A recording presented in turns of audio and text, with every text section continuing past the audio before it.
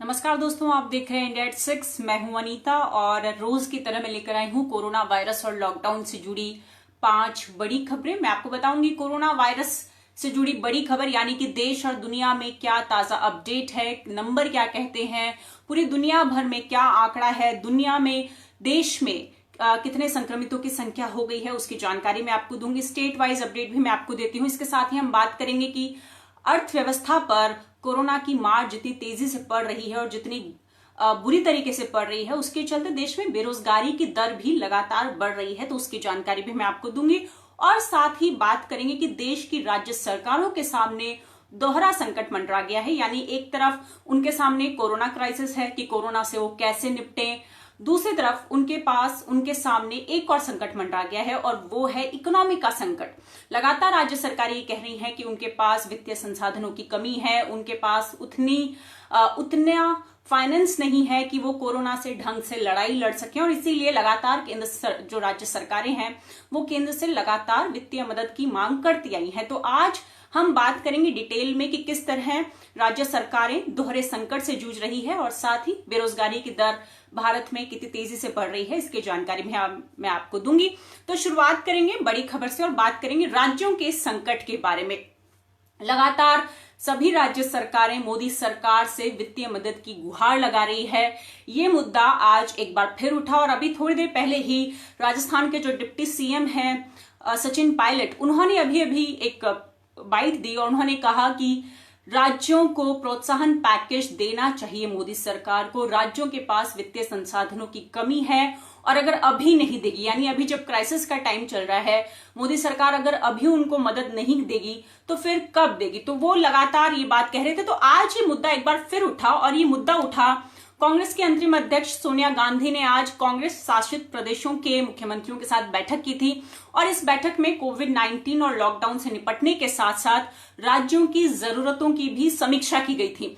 इस बैठक में जितने भी कांग्रेस शासित प्रदेश हैं उनके मुख्यमंत्रियों ने ये कहा कि हमारे पास वित्तीय संसाधनों की कमी है। उन्होंने कहा कि राज्यों को बहुत ज्यादा राजस्व का नुकसान उठाना पड़ रहा है और ऐसे में केंद्र सरकार राज्यों को प्रोत्साहन पैकेज मुहैया कराए। राज्य सरकारों ने गंभीर आरोप लगाते हुए कहा कि राज्यों के पैकेज के लिए पीएम मोदी से बात की गई थी, उनसे अनुरोध किया गया था, उनसे मदद मांगी गई थी, लेकिन अभी तक केंद्र सरकार की तरफ से कोई मदद नहीं मिली है।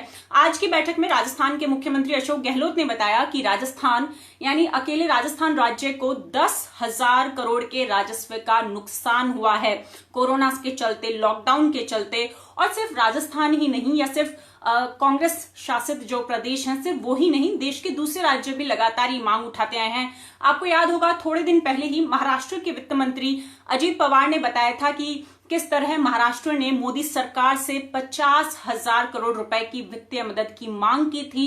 हालांकि उन्होंने ये भी कहा कि मोदी सरकार ने उनको कोई मदद नहीं पहुंचाई। और जिसके बाद महाराष्ट्र सरकार ने क्या किया, महाराष्ट्र सरकार ने बजट खर्च में कटौती कर दी, 67% की कटौती कर दी। आपने शायद ये खबर देखी होगी कि महाराष्ट्र में नई भर्तियों पर रोक लगा दी गई है। जो नई विकास परियोजनाएं हैं उनके लिए भी, उनके ऊपर भी 1 साल तक की रोक लगा दी गई है। तो एहतियात के तौर पर महाराष्ट्र सरकार को ये कदम उठाना पड़ा क्योंकि उन्होंने साफ कहा कि उनके पास वित्तीय संसाधन नहीं है, उनका राजस्व घाटा लगातार बढ़ता जा रहा है। तो सिर्फ कांग्रेस शासित प्रदेश ही नहीं है, सबसे पहले आपको याद होगा तेलंगाना ने केंद्र सरकार से मदद मांगी थी जब लॉकडाउन लगा था। लॉकडाउन फर्स्ट फेज जब लगा था 25 मार्च को, उसके बाद तेलंगाना देश का सबसे पहला राज्य था जिसने केंद्र सरकार से, यानी कि मोदी सरकार से मदद की गुहार लगाई थी कि हमें वित्तीय मदद दीजिए। और राज्यों को जो घाटा हो रहा है उसी के चलते आप देखेंगे कि किस तरह दिल्ली, आंध्र प्रदेश, उत्तर प्रदेश ने शराब के दामों में बढ़ोतरी कर दी है। कल से तमिलनाडु में शराब मिलनी शुरू हो जाएगी, लेकिन तमिलनाडु सरकार ने पहले ही कह दिया है कि उसमें उसके जो दाम है वो 20% तक बढ़ सकते हैं। तो क्योंकि राज्य सरकारों को राजस्व घाटा हो रहा है और इसके चलते वो शराब के दाम बढ़ाकर या पेट्रोल डीजल के दाम बढ़ाकर अपना राजस्व जो है वो वसूलती है। तो राज्यों का संकट लगातार बढ़ता जा रहा है। तो पहला संकट ये है। इसी बैठक में सोनिया गांधी ने आज मोदी सरकार से एक जरूरी सवाल भी पूछा और वो सवाल ये है कि लॉकडाउन के बाद की रणनीति क्या होगी। उन्होंने पूछा कि 17 मई को लॉकडाउन का 3rd फेज खत्म हो जाएगा, उसके बाद सरकार की रणनीति क्या होगी और साथ ही सरकार लॉकडाउन लगाने के लिए किन मापदंडों का इस्तेमाल कर रही है, यानी किन मापदंडों को ध्यान में रखकर वो लॉकडाउन पर फैसला ले रही है। तो सोनिया गांधी ने ये बात कही। लेकिन जब हम बात करते हैं राज्य सरकारों के सामने जो वित्तीय संकट की बात है, तो मैं आपको बता दूं कि सिर्फ राज्य सरकारों की मुख्यमंत्रियों ने ही नहीं, बल्कि देश के बड़े बड़े अर्थशास्त्री तक ये बात कह चुके हैं। रघुराम राजन से लेकर अभिजीत बनर्जी तक लगातार ये कह रहे हैं कि केंद्र को राज्य सरकारों को वित्तीय मदद पहुंचानी चाहिए। सीपीएम महासचिव सीताराम येचुरी ने थोड़े दिनों पहले ही जब मई दिवस था, जिस दिन अंतर्राष्ट्रीय मजदूर दिवस भी होता है, उस दिन भी उन्होंने ये बात कही थी कि जो पीएम केयर्स फंड है उसका पैसा राज्य सरकारों को दिया जाना चाहिए, क्योंकि राज्य सरकारें जो हैं वो जमीन पर उतरकर काम कर रही हैं। जो भी लॉकडाउन को लेकर जो भी फैसले हो रहे हैं या कोरोना से निपटने के लिए जो भी फैसले हो रहे हैं, राज्य सरकारों के सामने बड़ी चुनौती है कि अगर उनके पास पैसा नहीं होगा, अगर उनके पास वित्तीय संसाधन नहीं होंगे, तो फिर वो लोग काम कैसे करेंगे। कटारिया जी लिख रहे हैं, केंद्र सरकार का कर्तव्य है कि वे राज्य सरकारों की मदद करे। बिल्कुल ये है, और लगातार राज्य सरकारें इसके लिए केंद्र से गुहार लगाती आई हैं। अब जो दूसरी चिंता है वो है कोरोना की चिंता, क्योंकि देश में जिस तरह से आंकड़े बढ़ रहे हैं कोरोना के, हमने देखा चाहे वो महाराष्ट्र हो, दिल्ली हो। महाराष्ट्र में कितना क्रॉस कर गया है, दिल्ली में 5000 का आंकड़ा क्रॉस कर गया है। तो बहुत सारे राज्य एहतियात के तौर पर कुछ कदम उठा रहे हैं, और सबसे बड़ा कदम उठाया तेलंगाना ने। तेलंगाना ने 29 मई तक के लिए लॉकडाउन को आगे बढ़ा दिया है। मुख्यमंत्री के चंद्रशेखर राव ने इसकी घोषणा की, और मुख्यमंत्री ने कहा कि केंद्र सरकार ने कह दिया था कि रेड जोन में दुकानें खुल जाएंगी, लेकिन तेलंगाना में हैदराबाद, मेडचल, सूर्यापेट और विकाराबाद में कोई भी दुकानें नहीं खोली जाएंगी। यानी इन 4 जगहों पर लॉकडाउन में किसी तरह की भी छूट नहीं होगी, और तेलंगाना पूरे राज्य में 29 मई तक के लिए लॉकडाउन को आगे बढ़ा दिया गया है। वहीं उत्तर प्रदेश में आज गाजियाबाद जिले में लॉकडाउन का जो प्रतिबंध है वो 31 मई तक के लिए आगे बढ़ा दिया गया है, और इसके तहत ये भी कहा गया है कि सभी ट्रैफिक गतिविधियां जो हैं वो बंद रहेंगी। उसके लिए पहले डीएम से आपको अनुमति लेनी होगी। साथ ही धार्मिक, सांस्कृतिक और राजनीतिक समारोह नहीं हो सकेंगे, खेल आयोजन नहीं हो सकेंगे, फेस मास्क लगाना सबके लिए अनिवार्य होगा, और साथ ही अगले आदेश तक स्कूल भी बंद रहेंगे।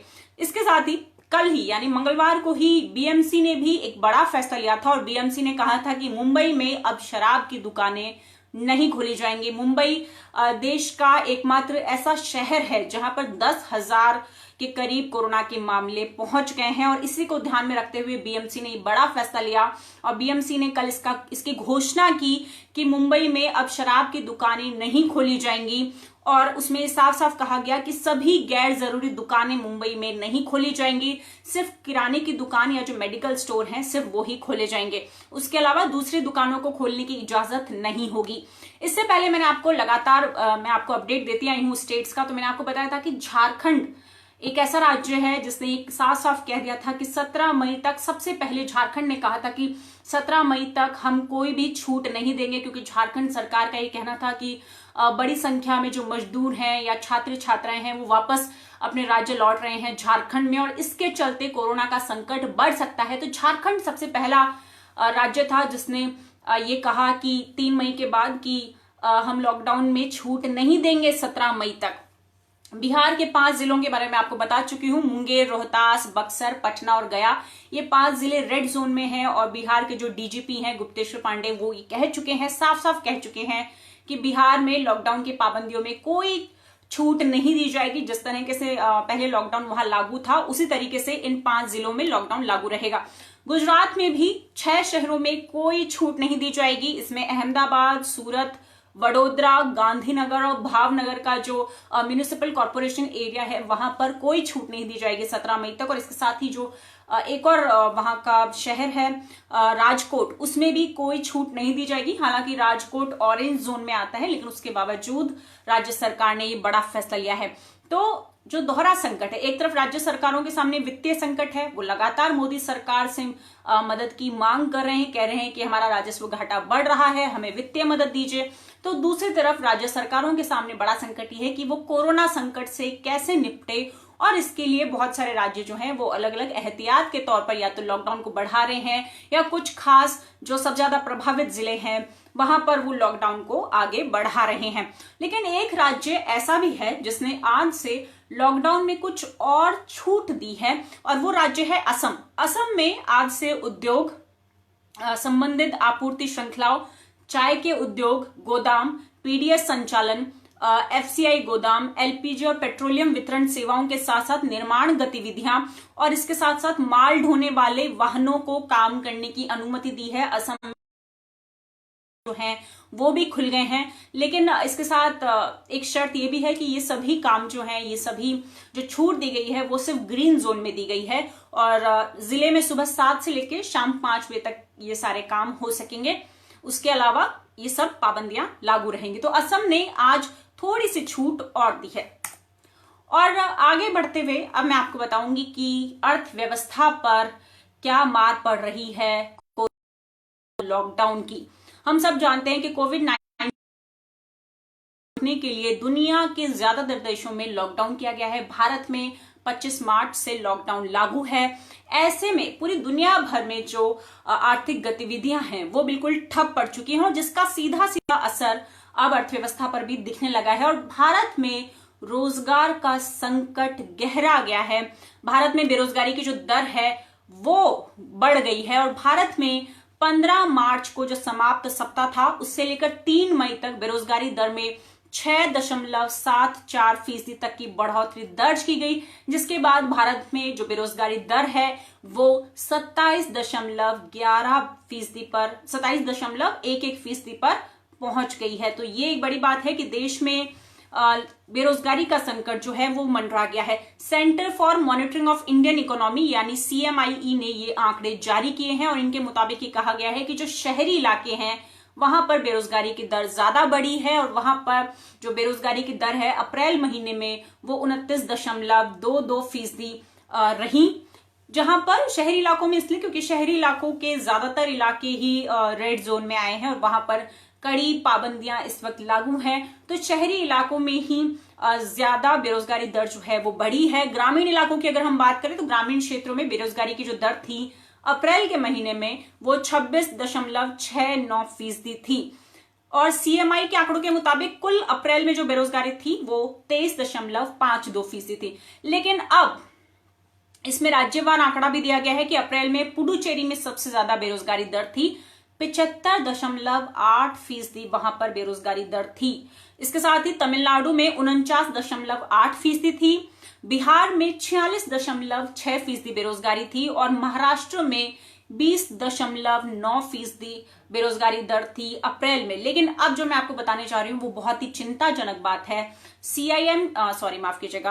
CMIE के अध्ययन में ये अनुमान लगाया गया है कि अप्रैल में दिहाड़ी मजदूर और जो छोटे कारोबारी हैं उनको सबसे ज्यादा नुकसान हुआ है और वो लोग बेरोजगार हुए हैं, यानी उनके रोजी रोटी का जो संकट है वो मंडराया है। और ये कहा गया है, सर्वे रिपोर्ट के मुताबिक ये कहा गया है कि 12.2 करोड़ लोगों की नौकरियां चली गई भारत में अप्रैल के महीने में। तो ये चिंताजनक आंकड़ा है कि एक महीने में किस तरह 12.2 करोड़ लोगों की नौकरियां चली गई देश में।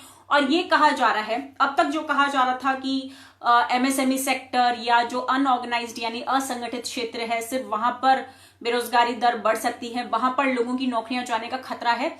तो इस रिपोर्ट में ये भी कहा गया है कि अब तक असंगठित क्षेत्र पर खतरा मंडरा रहा था, लेकिन अब ये हो सकता है कि जो संगठित क्षेत्र है वहां पर भी लोगों की नौकरियां जाए और उनके जाने की दर बढ़ सकती है। यानी कि MSME असंगठित के साथ साथ अब संगठित क्षेत्र में भी नौकरियां जाने का खतरा बढ़ गया है।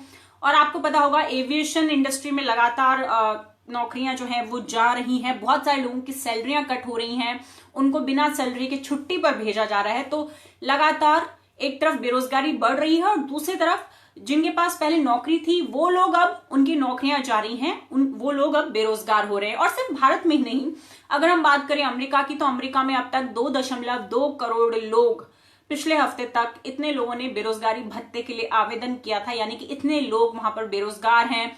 ऑस्ट्रेलिया में 10 लाख से ज्यादा लोग बेरोजगार हैं। तो सिर्फ भारत ही नहीं, पूरी दुनिया में क्योंकि लॉकडाउन लगा हुआ है, आर्थिक गतिविधियां एकदम से ठप पड़ चुकी हैं, फैक्ट्रियां बंद हैं, तो इसके चलते पूरी दुनिया में आर्थिक संकट जो है वो बढ़ रहा है और बेरोजगारी का संकट लगातार बढ़ा हुआ है।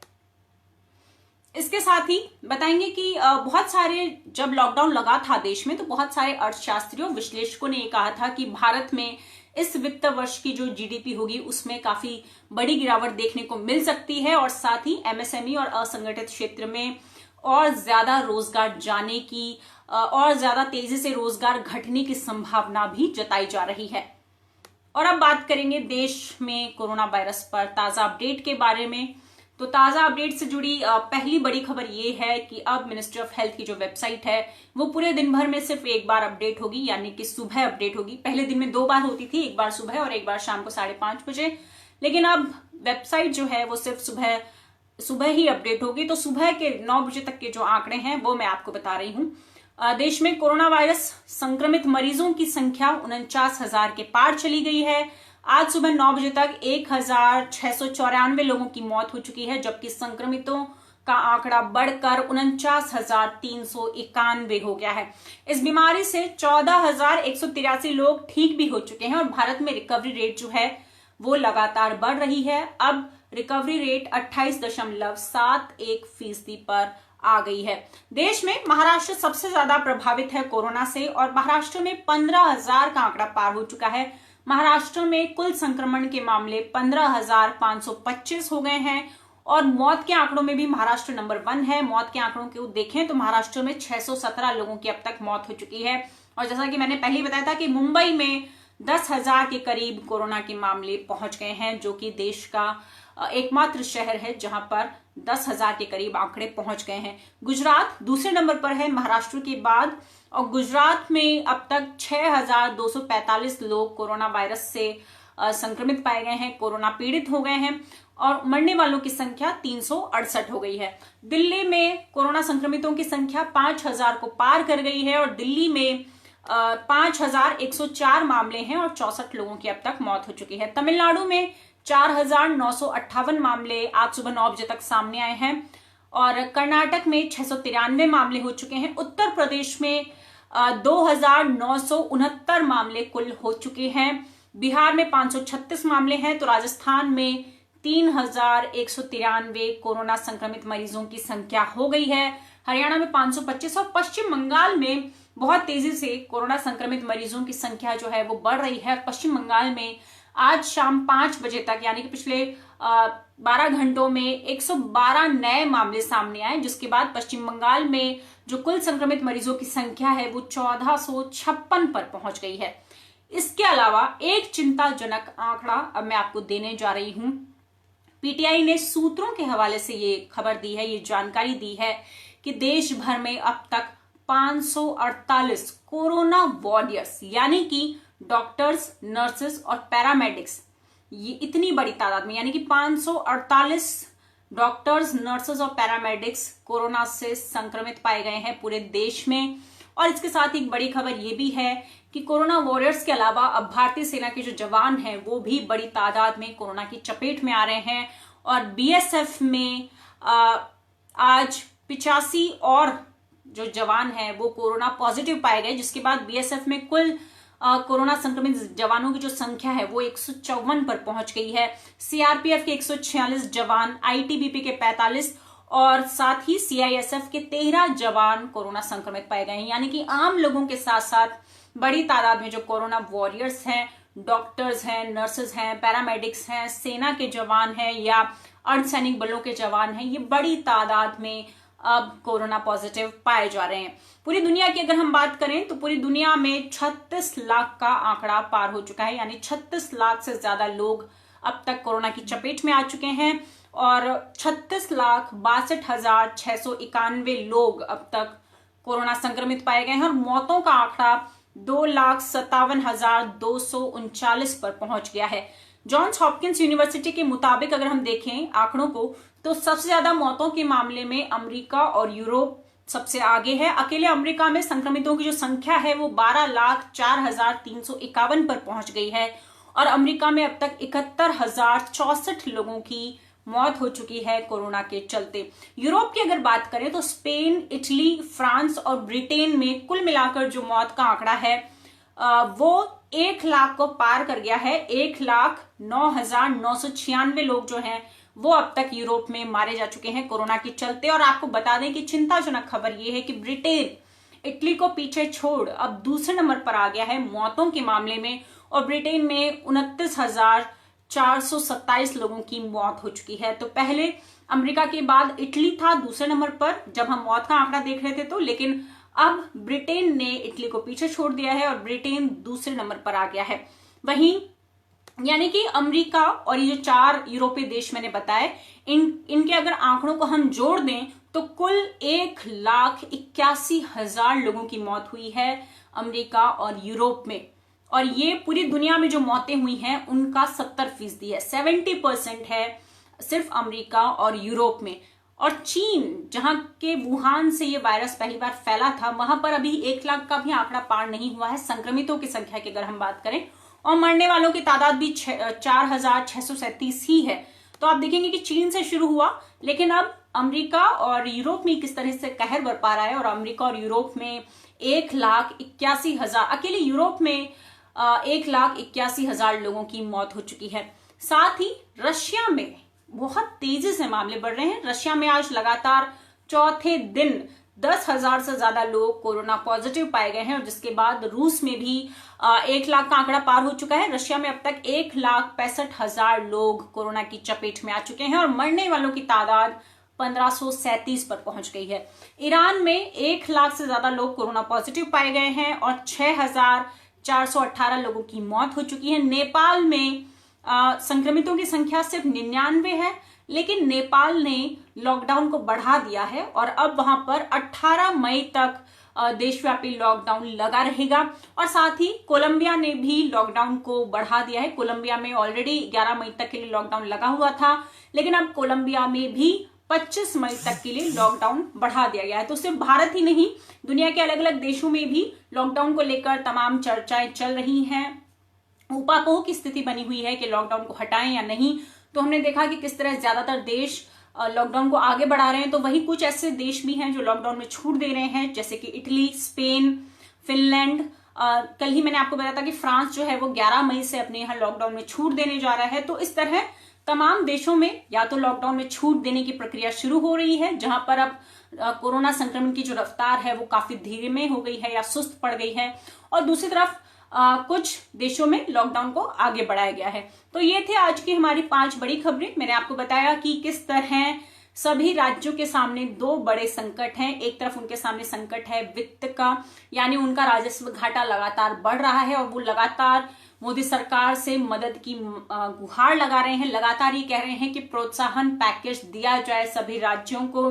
देश के बड़े बड़े अर्थशास्त्री भी ये बात कह रहे हैं कि राज्य सरकारों को मदद देनी चाहिए। साथ ही उनके सामने दूसरा बड़ा संकट है कोरोना का संकट, कि वो कोरोना से कैसे निपटे। और इसके चलते जैसा कि मैंने आपको बताया कि तेलंगाना ने लॉकडाउन को बढ़ा दिया है, मुंबई में साथ ही गाजियाबाद में किस तरह लॉकडाउन को बढ़ा दिया गया है, दुकानों को बंद कर दिया है, झारखंड ने कह दिया कि हम कोई छूट नहीं देंगे।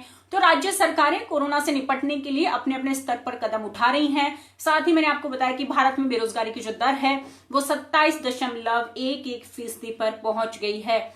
तो लगातार कोरोना का जो असर है इकोनॉमी पे, अर्थव्यवस्था पर, वो लगातार गहराता जा रहा है। और चाहे वो IMF हो, UN हो, वर्ल्ड बैंक हो, लगातार ये कह चुके हैं पहले ही कि जो वैश्विक अर्थव्यवस्था है उसमें मंदी गहरा सकती है और हो सकता है कि 2021 तक ये मंदी बनी रहे, और 2021 में भी अगर हमने कोरोना पर काबू पा लिया तो ही अर्थव्यवस्था को शायद वापस उबारने में मदद मिले। वरना ये कहा जा रहा है कि 2021 में भी हो सकता है कि हमें या जो अर्थव्यवस्था को गहरे झटका लगातार हो सकता है, लग सकता है। तो ये थी आज की हमारी 5 बड़ी खबरें। और जो भी दर्शक हमारे साथ जुड़े हैं, आपको 1 मिनट का वीडियो बनाकर भेजना है एशियावेल हिंदी को, और इस वीडियो में आपको बताना है कि लॉकडाउन के दौरान आप अपना वक्त कैसे बिता रहे हैं। नंबर आप नोट डाउन कर लीजिए, 9003074655। ये एशियावेल हिंदी का व्हाट्सएप नंबर है, 9003074655। ये एशियावेल हिंदी का व्हाट्सएप नंबर है। इस नंबर पर आपको 1 मिनट का वीडियो बनाकर भेजना है और बताना है कि आप लॉकडाउन में अपना वक्त कैसे बिता रहे हैं, कैसे खुद को पॉजिटिव रख रहे हैं। तो फिलहाल आज के लिए इतना ही। देश और दुनिया की बाकी खबरें देखने, पढ़ने और सुनने के लिए आप बने रहिए एशियावेल हिंदी के साथ। नमस्कार।